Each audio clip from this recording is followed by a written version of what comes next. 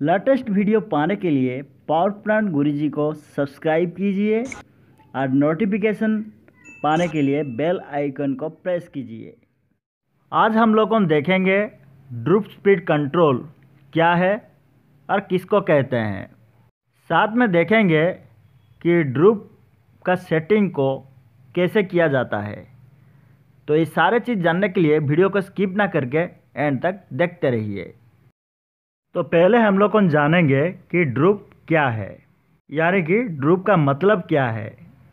देखिए, ड्रूप का मतलब है डिक्रीज, यानी कि कोई भी एक ठो वैल्यू उसका रेफरेंस वैल्यू से कम जाना, मतलब कि डिक्रीज होने को ड्रूप कहते हैं। ये ड्रूप को और अच्छी तरह से समझ लेते हैं। जब एक ठो प्राइम मूवर लोडेड होता है तो उसका जो एक्चुअल स्पीड है वो रेफरेंस स्पीड से कम हो जाता है। वो जो कम हो जाने को ड्रूप कहते हैं। अभी हम लोग जानेंगे स्पीड ड्रूप क्या है। स्पीड ड्रूप गवर्नर का एक ठो फंक्शन है जो कि रिड्यूस करता है गवर्नर का रेफरेंस स्पीड जब लोड इंक्रीज होता है। एक ठो इंजन का स्टेबल ऑपरेशन के लिए ड्रूप प्रिंसिपल को यूज किया जाता है। एक ठो मैकेनिकल गवर्निंग सिस्टम में जो ड्रूप सेटिंग है वो पहले से रहता है और इसको चेंज भी नहीं कर पाएंगे। तो हाइड्रोलिक गवर्निंग सिस्टम में टेम्पररी ड्रूप रहता है और इसी टेम्पररी ड्रूप को कंपनसेशन कहा जाता है। चलिए जान लेते हैं कि सिंक्रोनस स्पीड कंट्रोल किसको कहते हैं। लोड चेंज होने के बाद फिर से ओरिजिनल स्पीड को रिटर्न आ जाना एबिलिटी को सिंक्रोनस स्पीड कंट्रोल कहते हैं। सभी इलेक्ट्रॉनिक कंट्रोल सर्किट प्रोवाइड करेंगे टेम्पररी ड्रूप का एक्चुएटर का पोजीशन को एडजस्ट करके। बिना ड्रूप के इंजन स्पीड को रेगुलेशन करना बहुत ही मुश्किल होता है, यानी कि इसका जो स्पीड है वो स्टेबल नहीं रहता है। एक तो इंजन या टरबाइन का लोड इंक्रीज होने से उसका स्पीड क्या होगा ना, डिक्रीज होगा। तो जो गवर्निंग सिस्टम है वो रेस्पॉन्स करेगा जो कंट्रोल वाल्व का पोजीशन है उसको ओपन करके। जब तक उसका रेफरेंस स्पीड अटेंड नहीं होता है तब तक ये रेस्पॉन्स करता रहेगा। अगर गवर्निंग सिस्टम में ड्रूप रहेगा तो क्या होगा, चलिए जान लेते हैं। एक तो ड्रूप रहने वाला गवर्निंग सिस्टम में गवर्नर स्पीड सेटिंग को ऑफ स्पीड तरफ ले जाता है जब कंट्रोल वाल्व का पोजीशन इंक्रीज होता है टरबाइन का लोड बढ़ाने के लिए। ये चीज़ होने के वजह से टरबाइन का लोड चेंज होने के वजह से जो स्पीड चेंज होता है वो स्टेबल होता है। जान लेते हैं ड्रूप का जो फॉर्मूला है। तो ड्रूप को परसेंटेज में रिप्रेजेंट किया जाता है। तो percentage of droop is equal to no load speed minus full load speed divided by no load speed. तो अभी हम लोग देखेंगे एक तो एग्जाम्पल लेके कि ड्रूप का जो सेटिंग है वो कैसे किया जाता है। मान लीजिए एक तो टरबाइन का रेटेड स्पीड है 3000 आरपीएम नो लोड कंडीशन में। जब हम लोगों ने टरबाइन को लोडिंग करेंगे तो उसका जो आरपीएम है वो रिड्यूस हो गए 2880 आरपीएम को आ जाएगा। इसका जो परसेंटेज ऑफ ड्रूप है अभी हम लोग को निकालेंगे। देखिए, पहले से हम लोगों को इसका फार्मूला पता है कैसे ड्रूप निकालते हैं। तो अभी फार्मूला के अनुसार हम लोगों वैल्यू डालेंगे। तो percentage of droop is equal to जो नो लोड का आरपीएम है 3000 आरपीएम माइनस जो लोडिंग होने के बाद 2880 आरपीएम डिवाइडेड बाय 3000, मतलब कि नो लोड आरपीएम इंटू 100, क्योंकि परसेंटेज में हम लोग निकाल रहे हैं। तो इसका जो वैल्यू आएगा वो 4%। तो ड्रूप जो है वो 4% रहना चाहिए।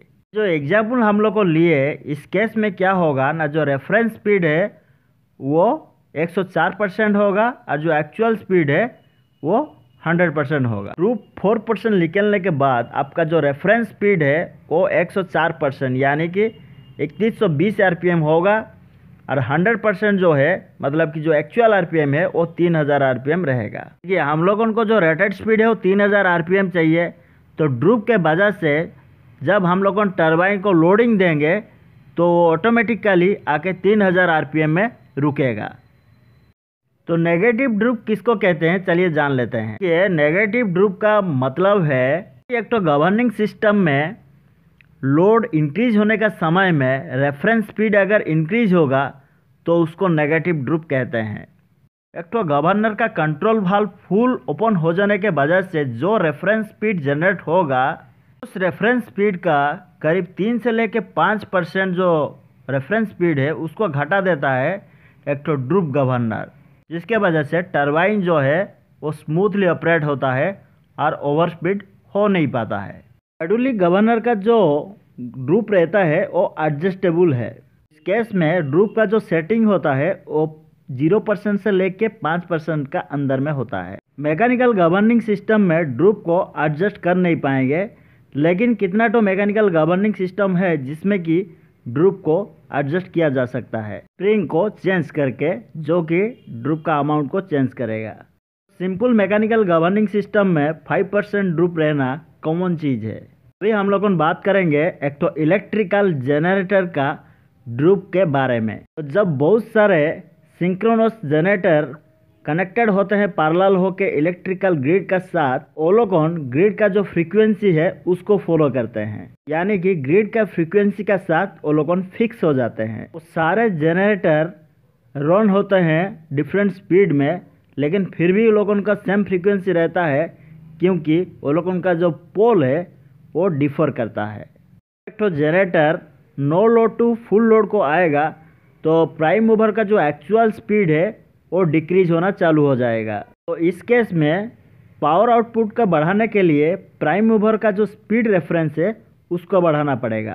पावर आउटपुट बढ़ाने के लिए प्राइम मूवर का जो स्पीड रेफरेंस है उसको बढ़ाना ज़रूरी है, क्योंकि जो एक्चुअल प्राइम मूवर स्पीड है वो ग्रिड के द्वारा फिक्स हो जाता है, क्योंकि frequency directly proportional to speed. Frequency fixed है, इसीलिए स्पीड भी फिक्स्ड हो जाएगा। अब क्या होगा ना, जो रेफरेंस स्पीड और एक्चुअल स्पीड है वो दोनों के अंदर में जो डिफरेंस होगा उसको यूज़ करके जो वर्किंग फ्लूइड है उसका फ्लो, यानी कि स्टीम का फ्लो को बढ़ाया जाएगा, जिसके वजह से प्राइम मूवर का जो पावर आउटपुट है वो बढ़ेगा।